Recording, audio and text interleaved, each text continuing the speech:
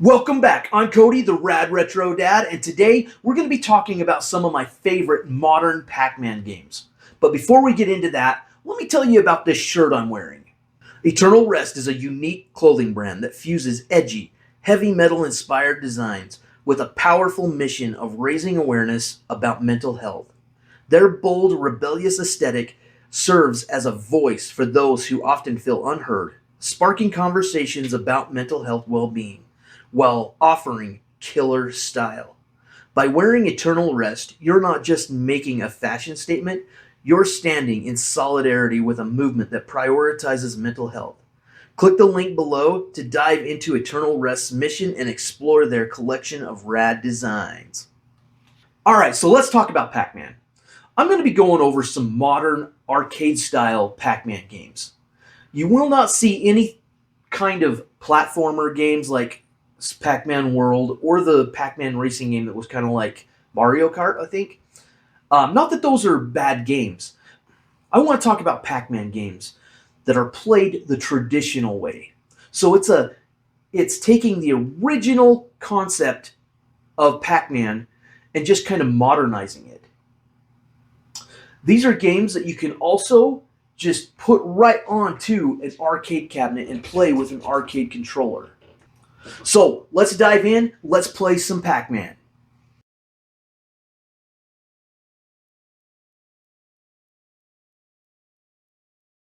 Okay, these games are in no particular order, but I did save my favorite for last. We are going to begin with Pac-Man Battle Royale. It was first released way back in 2011 to celebrate Pac-Man's 30th anniversary. It later was included in Pac-Man Museum that released on consoles and PC in 2014, and again in 2022 in an updated Pac-Man Museum Plus. Here you can see my kids and I playing a full match. Pac-Man Battle Royale plays just like a traditional Pac-Man game, but adds the ability to eat other Pac-Man on the maze. The object is to be the last Pac-Man standing. You can eliminate your opponents in a few different ways. Obviously, you can eat them. They can also be eaten by ghosts. But the funniest way to eliminate your competition is by bumping into them and knocking them into a ghost. This game has a mechanic where if you run into another Pac-Man, it bumps you backwards. This game is really fun and very challenging. After you play Pac-Man for a while, you can somewhat predict how the ghost will react.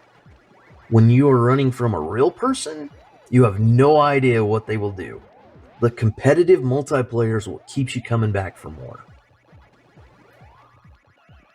The last thing about this game is even if you don't win the match, the game rates you in other ways, such as who ate the most dots, who ate the most fruit, who ate the most ghosts or Pac-Man.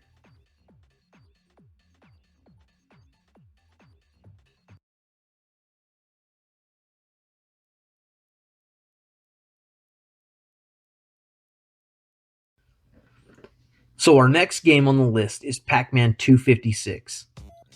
And in a way, this is a direct sequel to the original Pac-Man.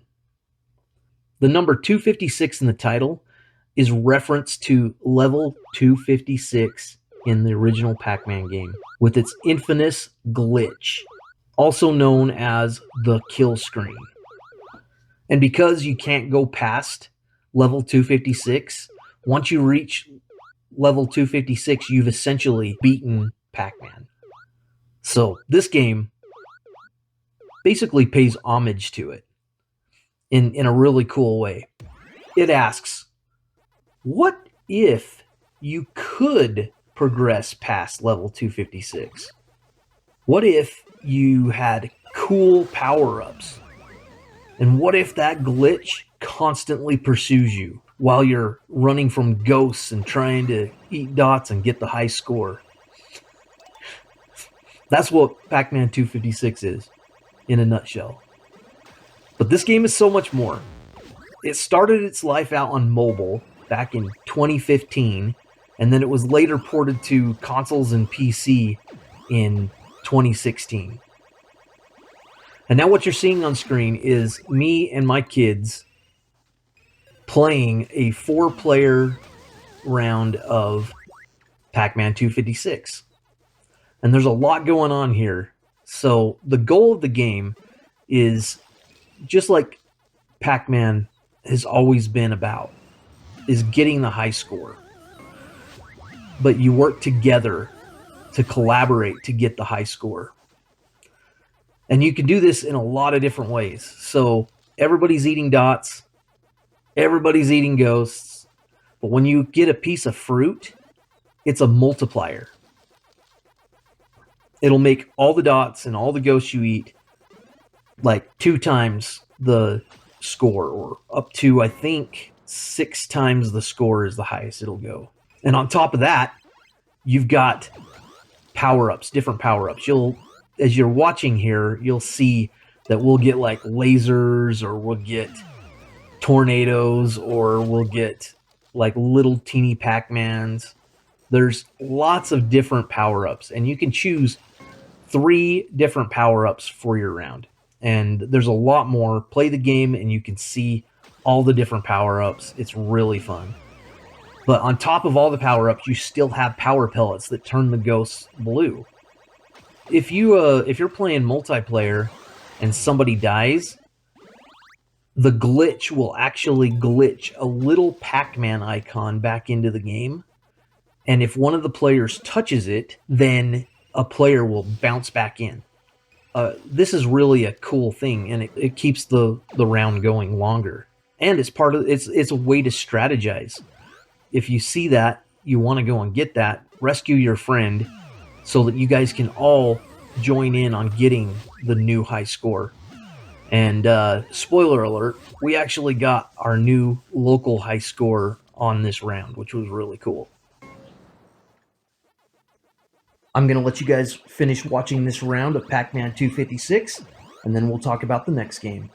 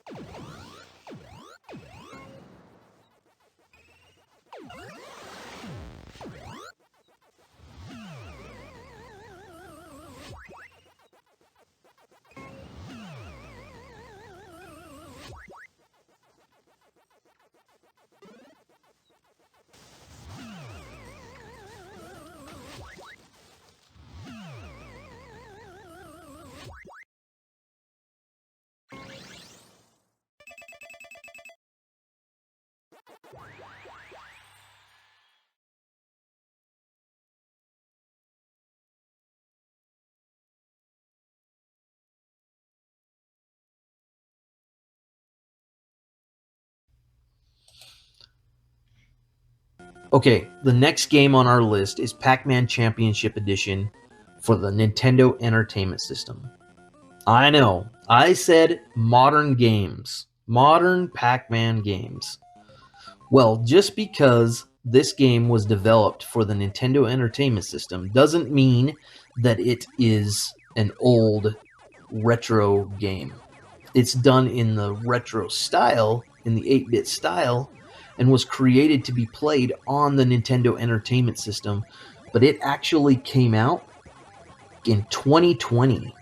The original Pac-Man Championship Edition was released in 2007 on the Xbox 360, and then they did a new version of it for the Nintendo Entertainment System in 2020. And you can actually go onto eBay and buy a physical cartridge that you can play in your original Nintendo. There's also ways to play it for free on the internet, and you can get a ROM and you can play it through emulation. This has got to be one of my favorite versions of Pac-Man Championship Edition. For one, I just love that it's done in the 8-bit graphic style. Like, it looks and feels just like it should on a Nintendo Entertainment System. But also, this game plays really well. It is really, really slick. This version of Pac-Man Championship Edition, the maze is divided into two halves, creating a dynamic system where clearing one side spawns bonus items and refreshes the other side with new dots and with a new maze. There's kind of like a trail of dots that you can follow so that you can clear off one side fast and move on. The whole premise of the game stays true to the original Pac-Man. You're trying to get the high score. So the objective of the game is very simple. Trying to beat your high score. The other thing about this game is that you'll notice that it's just one level. It just constantly changes, but you don't finish a level and go to the next one. It just constantly goes, and you're timed, so you have 5 minutes to get the high score. The more points you get, the faster your Pac-Man will go, and you'll see as I progress that he just keeps getting faster and faster, which makes it increasingly difficult towards the end of the round. Now, I kind of think that I'm a little bit better with the higher speeds. I don't know why. It's like I can predict my turns better with the high speed momentum than when he's going super slow. That's just me. And this game is in my top 5 list because it is probably one of the most competitive versions of Pac-Man I've ever played. So I'm going to let you finish watching this round, and then we'll move on to the next game.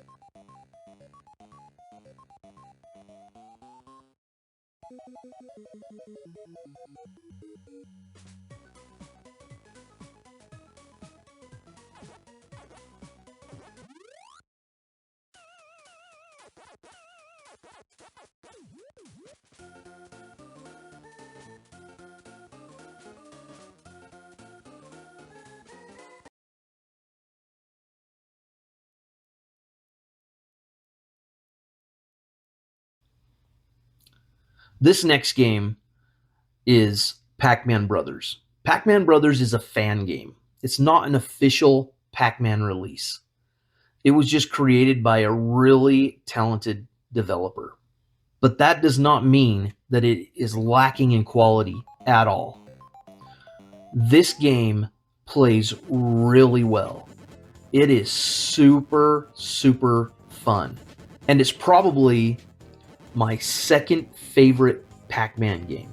So, the concept of this game stays true to the original Pac-Man game.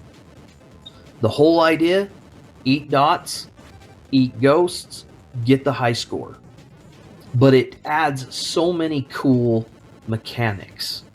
You have a dodge roll that will let you jump right over the top of a ghost. Or if the ghost is blue, you can use that dodge roll to speed up and just chomp them really fast. The other cool mechanic in this game is you don't get a free life by getting a higher score. If you look at the bottom of the screen where it says Pac-Man, as you eat power pellets and the ghosts turn blue, you will see some of them have a letter on them. And as you eat that ghost with a letter on it, it will start to fill in the word Pac-Man at the bottom. And once you eat all of the letters in Pac-Man, then you will get a free life. The other cool and interesting thing that I like about this game is all the little details that they put in here. When you get eaten by a ghost, it'll give you like a little illustration of the ghost that ate you. And as you get towards the end of a round and you only have a few dots left, one of the ghosts will start to be angry. And he will be faster than you, just a little bit. So it's just making it that little bit extra challenging to get those last dots that you need to get to win the round. And the other thing I want to talk about is the sound effects. Eating dots in this game is so satisfying. And when you have this game on like I have it on an arcade cabinet that has a really good bass in the speakers, you can feel every chomp.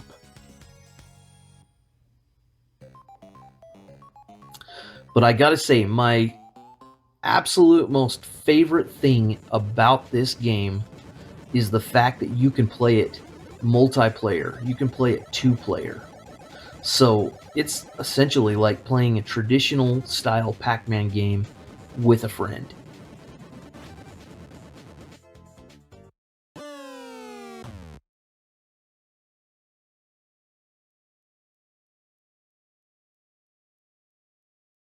Alright, the last game on this list is Pac-Man Championship Edition DX Plus. This is my absolute favorite Pac-Man game of all time. It is an upgraded version from the original Pac-Man Championship Edition and was released in 2013. It added to the gameplay in so many different ways and added so many new features and added a whole lot of new gameplay modes such as time trial, score attack, and ghost combo. The two different modes that you're going to see me play in this video are score attack and time trial. The whole point of score attack is just as it sounds. Get the highest score in the allotted amount of time. Here you will see me playing a couple different modes, score attack and time trial. And for each of these modes, there are short and long trials. I will first play a round of score attack, and then I will move on to a short time trial. This game is available on any modern system, including your cell phone. So you have a whole slew of options of how you want to play this game. So let's talk about some of the features in this game. First off, this game has a dynamic speed scale. The higher your score, the faster you'll get, and the more momentum you will build. So you'll start off a round at a very low speed, and as you progress, your Pac-Man will just slowly get faster as you go. This is a really good system, and is very effective in building that Pac-Man tension that you want to feel in a Pac-Man game as you progress towards the end of the round. Now, score attack is just what it sounds like. You're trying to get the high score or beat your previous score. And this game actually adds a little bit of strategy when it comes to like building your score. So as you can see as I play, as I pass these little ghosts that are sleeping, they start to follow you. And the object is to get as many of them following you as you possibly can. And once you eat that power pellet, you can turn around and you can chomp down the whole line, increasing your score. The other mechanic that it has is you have a bomb. So if you find yourself in between two ghosts and there's no way out, you can hit your bomb button. It'll send all the ghosts back to the ghost house, and you can continue on as if they weren't even there. Now, there is a downside to using your bombs. After you use a bomb, those sleeping ghosts, they won't chase you. They'll just stay in place for a short amount of time after you use the bomb.